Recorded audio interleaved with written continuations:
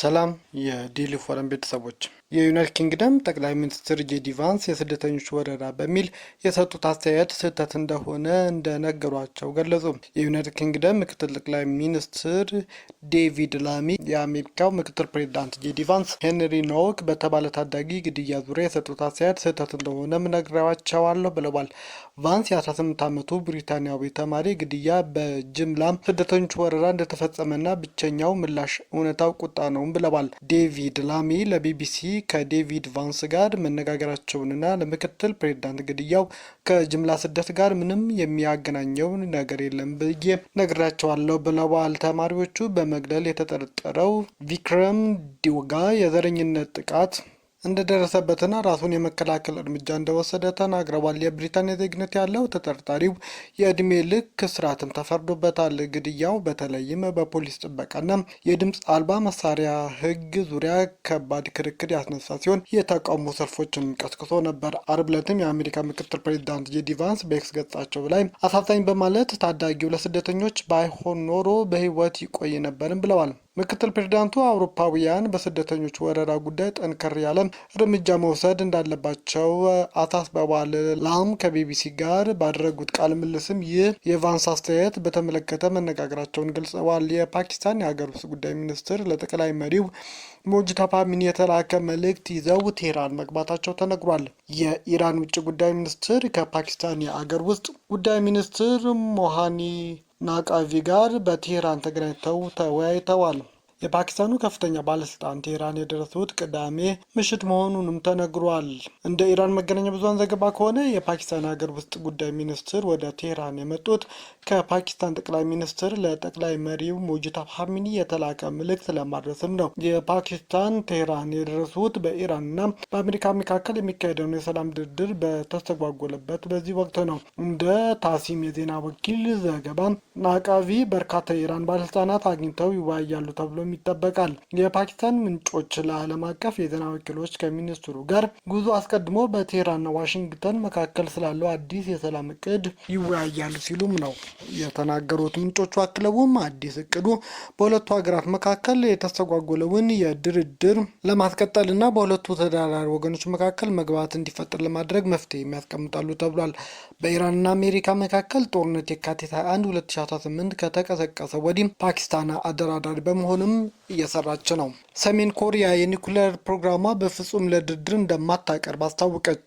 የቻይናው ፕሬዚዳንት ጂ ጂንፒንግ ሰሜን ኮሪያ ከመጎብኘታቸው አንድ ቀን ቀደም ብሎ ፒዮንግያንግ የኒኩሌር ጦር መሳሪያ ከማምረት ወደኋላ እንደማትል አስታውቃለች። የሰሜን ኮሪያው መሪ እህት ኪም ዮጆንግ እሁድ ዕለት ለታተመው የአገርሱ ጋዜጣ ጎዶንግ ሲንሞን በኒኩሌር ኃይል ላይ ያለን አቋም ፈጽሞ ለድርድር የሚቀርብ አይደለም ብለዋል። ጆንግ በሰሜን ኮሪያ አንድ ቁልፍ የኮሚኒኬሽንና የውጭ ጉዳይ ፖሊሲ ኃላፊም ይታያሉ። አክለውም ሀገራችን ራሷን ለመከላከል የኒኩሌር ጦር መሳሪያ ፕሮግራሟን ለማጠናከር የወሰነችው ውሳኔ መጨረሻና የማይቀለበስ ነው ሲሉም ነው ያስታወቁት።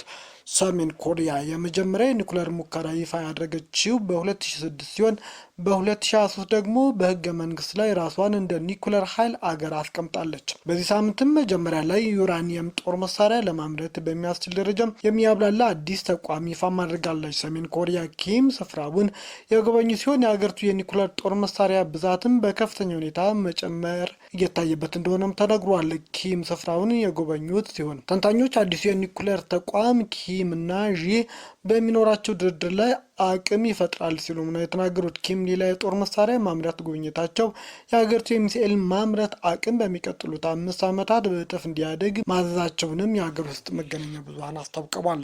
ስታርመር ፓርቲያቸው መሪዎችን ምርጫ ለማድረግ ከወሰነ ተፎካካሪ ሆነም እንደሚቀጥሉ አስታውቀዋል። የእንግሊዙ ጠቅላይ ሚኒስትር ኬር ስታርመር ፓርቲያቸው ዳግም የመሪዎች ምርጫ የሚያደርግ ከሆነ ተፎካካሪ ሆነም እንደሚቀርቡ አስታውቀዋል።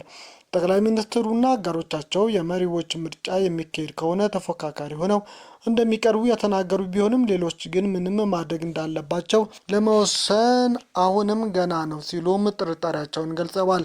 የማንቸስተር ከንቲባ የሆኑት አንዲ አብርሃም የመሪዎች ምርጫ የሚካሄድ ከሆነ ለመሳተፍ ፍላጎት እንዳላቸው ተናግረዋል። ሰር ኬር ስታርመር ግን የትኛውም የመሪዎች ምርጫ ቢካሄድ ተፎካካሪ ሆነው እንደሚቀርቡም ነው ያረጋገጡት። ጠቅላይ ሚኒስትሩ የመሪዎች ምርጫ ዳግም የሚካሄድ ከሆነ ሀገሪቱን ወደ ቀውስ ውስጥ ይከታል ብለው እንደሚያምኑም ነው ያስታወቁት። ከ2 ዓመት በፊት በከፍተኛ አብላጫ ድምፅ መመረጣቸው በመግለጽ የተሰጣቸውን ኃላፊነት ለመወጣት እየሰሩ መሆኑን ነው የተናገሩት።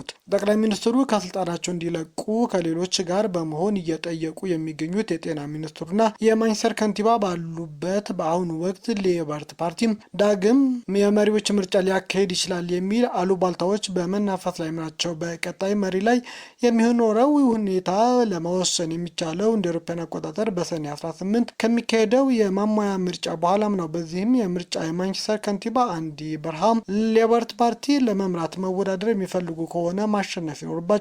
ጠቅላይ ሚኒስትር ሰር ኬር ስታርመር ዳግም ለመፎካከር የሚወስኑ ከሆነ በሌበር አመራሮች መካከል ከፍተኛ ፉክክር ይፈጠራል። ባለፈው ወር በተካሄደ ምርጫም ሌበር ፓርቲ ከፍተኛ ሁኔታ ከተሸነፈ በኋላ ጠቅላይ ሚኒስትሩ ከስልጣን እንዲነሱ የሚጠይቁ ፖለቲከኞችን በርትተዋል። የአሜሪካ መከላከያ ሚኒስትር የአውሮፓ ሀገራት በስደተኞች ጉዳይን እየተቸ ነው። የአሜሪካ መከላከያ ሚኒስትር በፈረንሳይ የሁለተኛ የዓለም ጦርነት መታሰቢያ ላይ ተገኝተው ባደረጉት ንግግር የአውሮፓ ሀገራት የስደተኞች ፖሊሲያቸውን ነቅፈዋል። ሚኒስትሩ በንግግራቸው አንዳንድ የአውሮፓ ሀገራት ከፍተኛ ቁጥር ያላቸው ስደተኞች እንዲገቡ መፍቀዳቸው ተችተው ወረራ ሲሉም ነው የጠሩት። ሄግስ ንግግር ያደረጉት ናዚዎች በርካታ የአውሮፓ ሀገራት ከወረረ በኋላ የሁለተኛ ዓለም ጦርነት ተፋፍሞ እንደ አውሮፓውያን አቆጣጠር በ1944 የህብረቱ ኃይሎች ሰሜናዊ የፈረንሳይ የባህር ዳርቻ የሆነውን ሮማንዲን የተቆጣጠረበት 82ኛ ዓመት መታሰቢያ በዓል በተከበረበት ወቅት ነው። የሚያሳዝነው ዛሬ አውሮፓ ባህር ዳርቻው በተለያዩ አዳኝ ርዕዮተ ዓለሞች ተወረዋል ሲሉም አስታውቀዋል። የስፔን፣ ጣሊያን፣ ግሪክና ቡልጋሪያ የባህር ዳርቻዎች ጀልባዎችና ሰዎች ይመጣሉ። የአውሮፓ ሀገራት ለዚህ ወረራ የሆነ ነገር የሚያደርጉት መቼ ነው ሲሉም ጠይቀዋል። ከቅርብ ጊዜ ወዲህ በአውሮፓ ስደተኝነት ዋና የፖለቲካ አጀንዳ ሲሆን ጠንካራ የኢሚግሬሽን ፖሊሲ እንዲኖር የሚጠይቅ ፓርቲዎች በከፍተኛ ተቀባይነትም እያገኙ መምጣታቸው የህዝብ አስተያየት መሰብሰቢያዎች እያሳዩ ነው። ከፍተኛ የትራንስፖርት አስተዳደር አባላት የአውሮፓ ስደተኞች ፖሊሲ ሲተቹ ሄግስት የመጀመሪያውም አይደሉም። አርብ ዕለትም የአሜሪካ ምክትል ፕሬዚዳንት ጄዲ ቫንስ የ18 ዓመት ብሪታንያዊ ተማሪ ሄንሪ ኖውክ ባለፈው ዓመት በሳውዛምፕተን በስለት ተወግቶ መሞቱ በማንሳት በቀጥታ የሚያሳዝነው ካለው ከፍተኛ የስደተኞች ወረራ ጋር ነው ካሉ በኋላ ብቸኛ ምላሽ ሊሆን የሚችለው ተቀባይነት ያለው ቁጥር ነው ሲሉም ነው ያስታወቁት። ዩናይትድ ኪንግደም ጠቅላይ ሚኒስትር ጽህፈት ቤት የምክትል ፕሬዚዳንት ንግግር ሰዎች በዲሞክራሲያቸው ጣልቃ እየገቡ ነው ሲሉም ተችተዋል። አክለውም የኖርክ ቤተሰብ የልጆቻቸውን ሞት ተጨማሪ መከፋፈል እንዲፈጠር ምክንያት እንዲሆን እንደማይፈልጉም ተናግረዋል። ሄንሪ ኖውከን ወቅቱ የገደለው ቪክሪንዲግዋ የተወለደው ብሪታንያ ውስጥ መሆኑን አቃቤ ሕጉ አረጋግጠዋል። በፈረንሳይ ሁለተኛው የዓለም ጦርነት መታሰቢያ አስመልክተው ንግግር ያደረጉት ፒተርስ አንዳንድ የአውሮፓ ሀገራት በከፍተኛ መስዋዕትነት የተገኘ ነጻነታቸውን ተመችታቸው በመቀመጥ ነጻነት በነጻ እንደማይገኝ ረስተውታል ብለዋል። እነዚህ ተዋግተው የወደቁት አርበኞች የአውሮፓ ነጻነት አስመልሰዋል ያሉት ፒተርስ ያ ነጻነት በቀጣይ አመራሮችና የጦሩ ተዋጊዎች ካልተጠበቀ የተዋደቁለት ዓላማ ጊዜያዊ ይሆናልም ሲሉም አስታውቀዋል። ፔንታገን እስራኤል የስለላ እንደሚያሳስበውም እያስታወቀ ነው። ከቅርብ ሳምንት ወዲህ ፔንታገን እስራኤል ከፍተኛ ልዑኮቿን ጨምሮ የአሜሪካ ባለስልጣናትን መሰለሏ በመጥቀስ አሳሳቢ መሆኑን አሳውቋል። ሁለቱ ሀገራት ኢራን ላይ በጥምረት ጦርነት ቢከፍቱም በኋላ ላይ በሊባኖስ የተነሳው በመካከላቸው ውጥረት እንዲነግስ አድርጓል። ለኤንቢሲ መረጃው ያቀበሉት የአሜሪካ ባለስልጣናት ፔንታገን እስራኤል ከፍተኛ የሀገሪቱ ባለስልጣናት በቀጥናው ግጭት ዙሪያ የሚያደርጉት ፉክክሮች ለማወቅ በሚል ተሰልላለች ብሎም እንደሚያምን አሳውቋል። እንደ ዘገባ ከሆነ የፔንታገን የመከላከያ ደህንነት ኤጀንሲ እስራኤል በቅርብ ሳምንት ያደረጋቸውን ስለላዎች በሚመለከት ደረጃው አሳሳቢ ወደሚል ከፍ ማድረጉን በውስጡ የተለዋወጣቸው መልእክቶች ላይ አስፍሯቸዋል። አንድ የአሜሪካ ባለስልጣን ፔንታገን የእስራኤል ስለላ በሚመለከት ባለ 7 ገጽ ሪፖርት ማዘጋጀቶችና አሳሳቢ ያላቸውን ክስተቶች ዘርዝሯቸዋልም ብለዋል። ባለስልጣናቱ የደህንነት መረጃዎች የማሰባሰብ ደረጃው በሁለቱ ወዳጅ ሀገራት መካከል ከሚጠበቀው ያለፈ መሆኑንም ጠቅሰዋል። ነገር ግን የተናጠል ክስተት የስጋት ደረጃው ከፍ ያደረገው ወይም ተከታታይ እርምጃዎች ግልጽ አላደረጉም። እስራኤል የአሜሪካ ልዩ መልእክተኛ ስቲቭ ዊትኮቭን መሰለሏን ኒውዮርክ ታይም ቅዳሜ ዕለት የሀገሪቱን ባለስልጣናት ጠቅሶም ዘግበዋል። ዊትኮቭ ከኢራን ጋር በሚካሄደው እስራኤል ከሐማስ ጋር እንዲሁም ዩክሬንና ሩሲያ ጋር በምታደርገው ድርድሮች ላይ ይሳተፋሉ። የመገናኛ ብዙሃኑ የደህንነት ሪፖርቶች በመጥቀስ የአሜሪካ ባለስልጣናት እስራኤል በከፍተኛ የመከላከያ ባለስልጣናት ላይ በተለይ ኤልብሪጅ ኮልቢ እና ምክትላቸው ማይክል ፒድሞኖ ላይ የምታደርጋቸው ስለላ ማጠናከሯን እንዳሳሰባቸው ነው ያስታወቁት። ስለላው እስራኤል የኮሚኒኬሽን መስመራቸውን መጥለፍ ወይም በአሜሪካ ፖሊሲ ውይይት ላይ በተለይ ከኢራን ጋር የሚደረግ ውድድር መረጃዎች መሰብሰብ እንደሚሆንም ነው የተናገረው። ታይምስ የጠቀሳቸው አንድ ከፍተኛ ባለስልጣን ትራምፕ ባለፈው ዓመት ወደ ስልጣን ከመጡ ወዲህ እስራኤል በአሜሪካ ባለስልጣን ላይ የምታደርገውን የተጠናከረ ስለላ ያልተጠበቀ ነውም ብሏል። ኒውዮርክ ታይምስ ሆነ ኤንቢሲ ከፔንታገን ምላሽ ለማግኘት ያደረገው ጥረት አለመሳካቱን ጠቅሷል። ቻይና፣ ጃፓን እና ፊሊፒንስ በባህረ ክልል ድንበር ዙሪያ የሚያደርጉ ድርድር በመቃወም ከታይዋን በስተ ምስራቅ ልዩ የባህር ላይ ሕግ ማስከበር ዘመቻ መጀመሯን አስታወቀች።